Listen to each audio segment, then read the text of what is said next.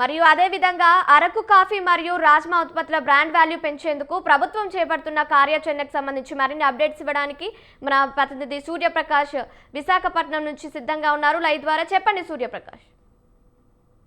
కావ్య, ఏదైతే సీఎంలతో కాన్ఫరెన్స్, కలెక్టర్లతో CM conference ఏదైతే నిర్వహించారో ఆ నిర్వహించిన కార్యక్రమంలో అయితే అల్లూరు జిల్లాకు సంబంధించి పూర్తిగా ముందస్తుగా అయితే మరింత అభివృద్ధి దిశగా తీసుకెళ్లాలి. అలానే అక్కడ ఏదైతే అరకు ప్లాంటేషన్ సంబంధించి కావచ్చు, అలానే పెద్ద పెద్ద ఏవైతే ఈ యొక్క చిక్కుడు పిక్కలు ఉంటాయో రాజ్ చిక్కుడు పిక్కలు అయితే ఉంటాయి, వాటికి సంబంధించి కూడా మరింత అభివృద్ధి చెంది రాష్ట్రంతో పాటు దేశంలో కూడా ఖ్యాతి పెంచే విధంగా అయితే వాటన్నింటిని కూడా తీసుకెళ్లాలని చెప్పేసి సీఎం చంద్రబాబు నాయుడు కలెక్టర్తో అయితే ప్రస్తావించిన పరిస్థితి ఉంది. దానికి సంబంధించి 3000 క్వింటాల్ దాదాపుగా కూడా ప్రతి నెల కూడా వచ్చే విధంగా అయితే ఏర్పాట్లు చేయాలని, అందుకు అనుగుణంగా మొత్తం పరిసర ప్రాంతాల్లో ఎక్కడికక్కడ అంతా కూడా చదును చేసి దానికి సంబంధించి కాఫీ ప్లాంటేషన్ ని మరింత అభివృద్ధి చెందేందుకు అవతల నర్సీపట్నం చింతపల్లికి మధ్యగా ఏదైతే ఉందో ఆ చింతపల్లి నుండి అవతల అరకు ప్రాంతం వరకు కూడా మొత్తం ఎక్కడ పరిసర ప్రాంతాల్లో ఏదైతే ఏర్పాటు కలుగుతుందో ఆ ప్రతి ప్రాంతంలో కూడా ఈ యొక్క అరకు కాఫీ ప్లాంటేషన్ తో పాటు ఆ యొక్క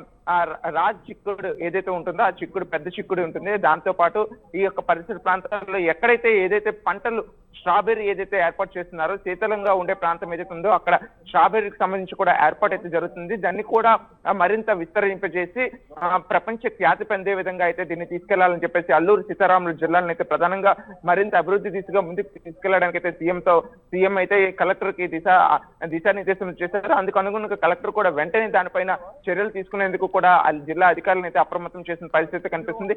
దాంతో పాటు ఏదైతే ఈ యొక్క అరకు కాఫీ ప్లాంటేషన్ ఉందో ప్రస్తుతం ఇప్పటికే దేశంలో కూడా ఎక్కడికక్కడ టూరిస్ట్ స్పాట్లు కావచ్చు, ఈకో టూరిజం కావచ్చు, లేదా టెంపుల్ టూరిజం కావచ్చు, ఇవన్నీ ఎక్కడెక్కడ ఉంటాయో ఆ పరిసర ప్రాంతాలు మొత్తం కూడా ఈ అరకు కాఫీని అయితే ఇప్పటికే ప్రమోట్ చేస్తున్నారు. అలానే దేశ విదేశాల్లో కూడా దీని యొక్క ప్రాముఖ్యత పెంచే విధంగా ప్రతి ఇంటికి కూడా అరకు కాఫీ చేరేలాగా ఆ యొక్క ఫ్లేవర్ ఎక్కడ కూడా మిస్ కాకుండా ఉండేందుకు అయితే తగిన చర్యలు తీసుకోవాలని, ఎక్కడ కల్తీ కూడా జరగకూడదనే విషయాన్ని కూడా తెలియజేసిన పరిస్థితి ఉంది.